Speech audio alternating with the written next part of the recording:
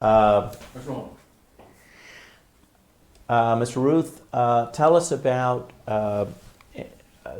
discussions in the staff about the second tape subpoena, which is on April 16th, 1974. Was there any? Was Mr. Jaworski at all reluctant to use the subpoena power? For tapes? Yeah, for the second. This is the second tape subpoena, which would of course bring us to the Supreme Court. I don't recollect that he was.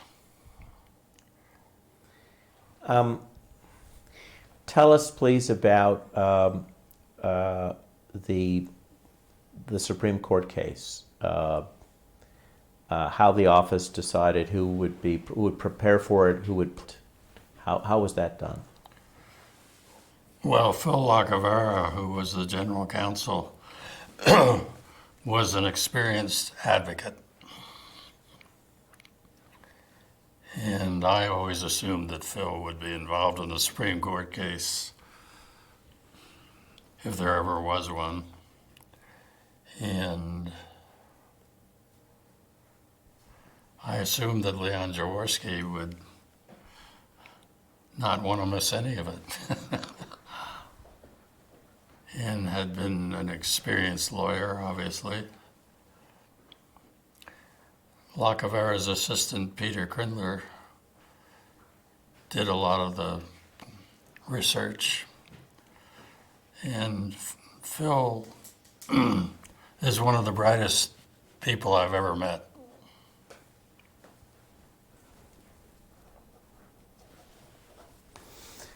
Other than having 6 children by the time he was 25.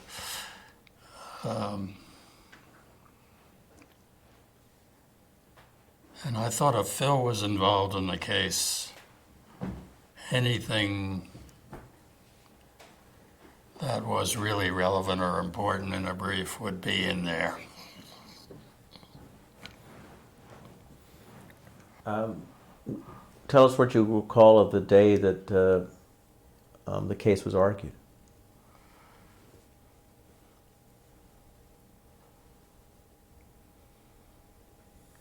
Well, I don't remember too much about that.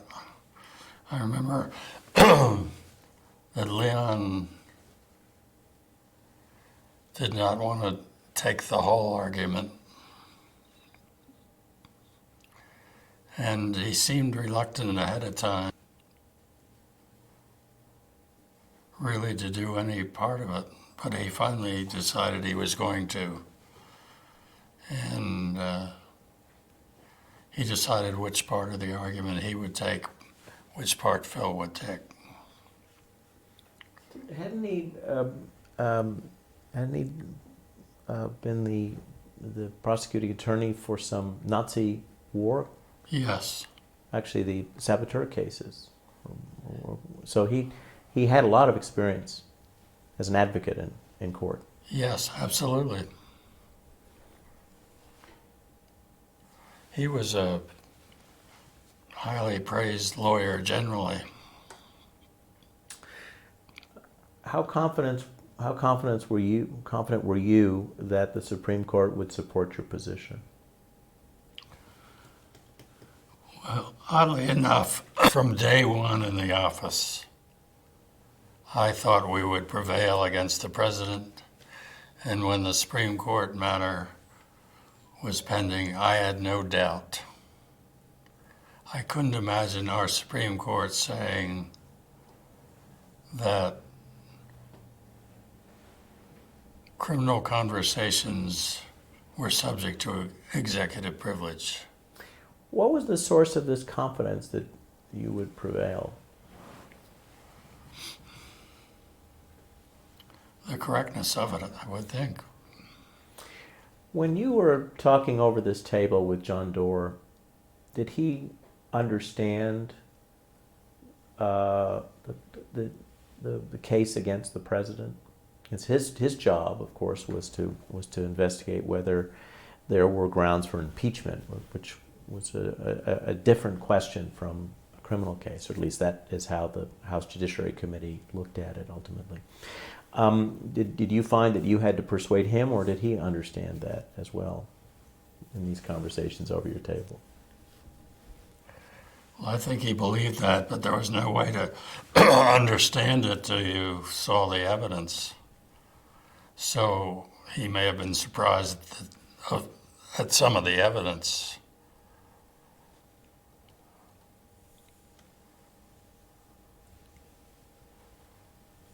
But John was a good investigator, you know. He wouldn't state that something's definitely so until the evidence was in front of him. I mean, after Dean testified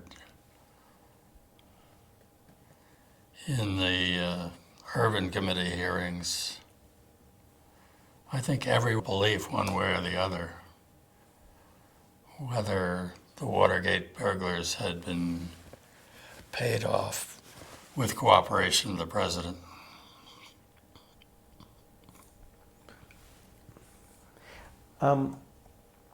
So the court finds in favor of turning over the tapes.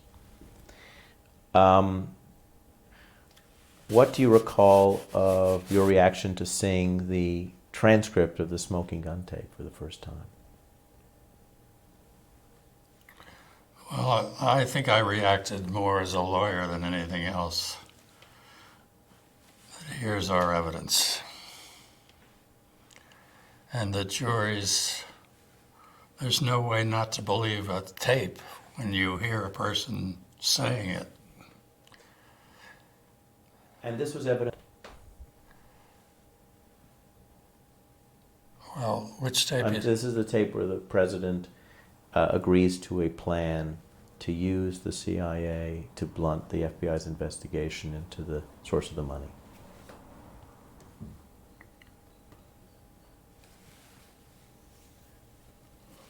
Well, to me, it was evidence of the conspiracy to pay these guys for not telling what they knew. What do you recall of your reaction when the president resigns?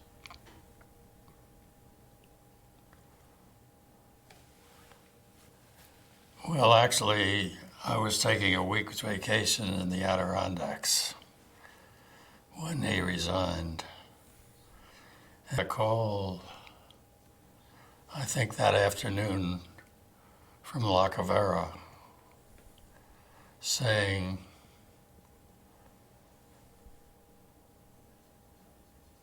that Leon was giving away the Nixon tapes and documents. And I said, you know, what do you mean giving away? He said, well, he's letting them cart them from the White House. So I called Leon right away and explained to him the problem with that, and that we had to start really being serious in negotiations about disposition of the papers of a resigned president. So he actually had agreed, then indeed he had allowed the White House to take the unsubpoenaed tapes and unsubpoenaed. Well, that's what La Cavera had led me to believe in this phone conversation. So I immediately got on the next plane, came back. What did Mr. Jaworski say when you sort of asked him about this? Well, I don't remember that conversation, but I remember telling him, this can't happen. You got to stop the packing.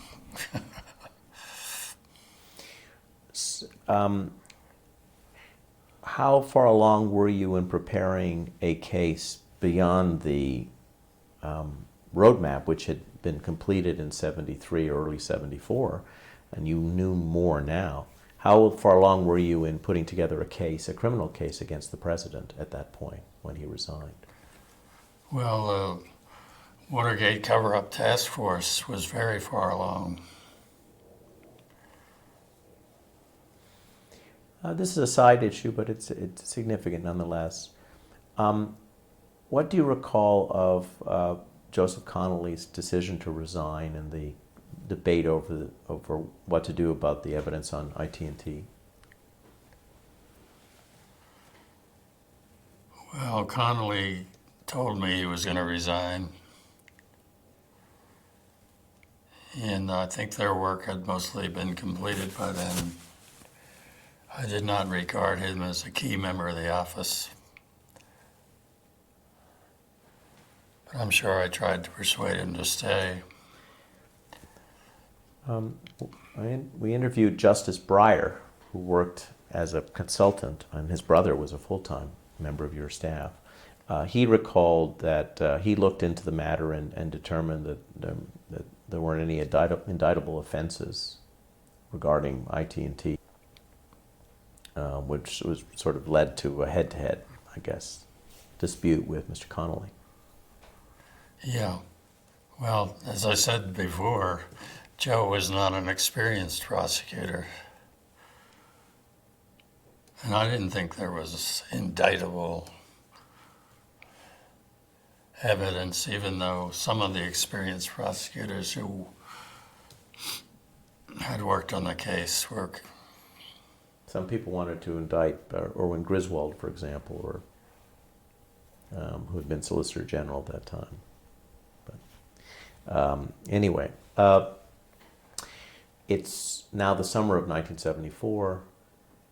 The president has resigned. Tell us what you recall of the pardon.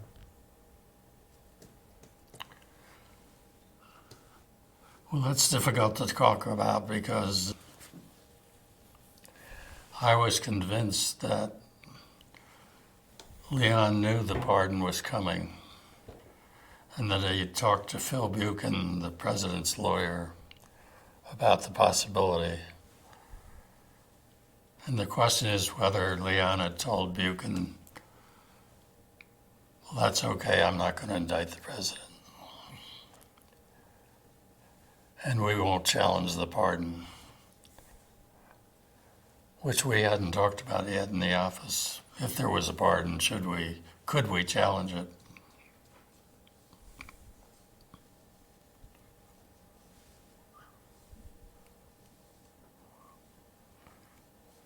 So you're asking my reaction to the pardon? When you heard about it.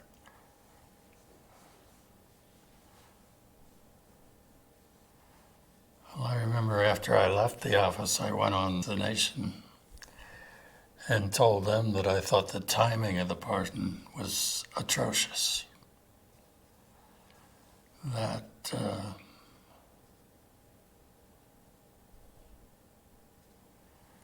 you don't pardon the boss when a trial of some of the underlings is still pending. So I was worried that the Watergate jury, knowing that the boss had been pardoned, would, in sympathy, not convict the guys carrying out the president's orders. And I thought that the judgment to pardon Nixon at that time was really bad. The idea of the pardon, I thought, was appropriate. That Watergate, I mean, literally our office was reviewed every night on national television. And we knew it was going to be. And that had created, I thought, a real national agony.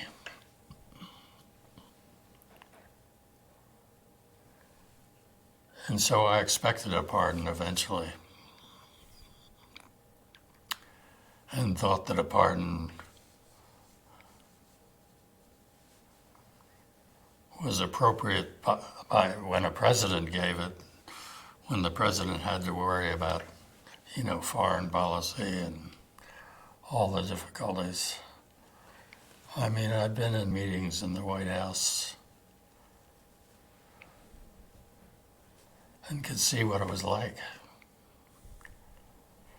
And every day there's some crisis. So if you want to get over Watergate, I could see why a president would want to say, we're starting over. These meetings in the White House, you mean from the Johnson period? You remember them? Yeah, criminal justice sessions. Oh, the Kennedy period too, probably. Well, in the Crime Commission, we had recommended that law enforcement be able to wiretap during an organized crime investigation. And Johnson had said he is so opposed to wiretapping that he would not accept the report. And we had told people at the White House, okay, we'll bring the commission down and we'll throw it over the fence, knowing that Johnson had wiretapped.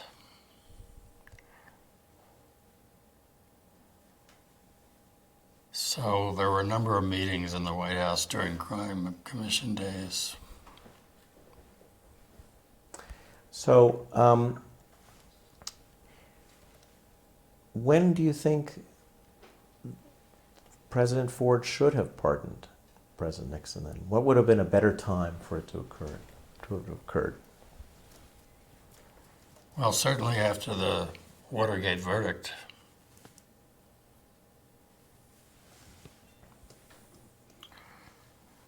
We also thought that if you're giving a guy a pardon, you're pardoning criminal activity, and therefore the guy you are pardoning should apologize or say he had done it. So we wanted some sort of recognition from President Nixon, of course, that he had participated in the Watergate cover-up. Let's stop for a minute. I'd like you to stop for a minute, please. The principal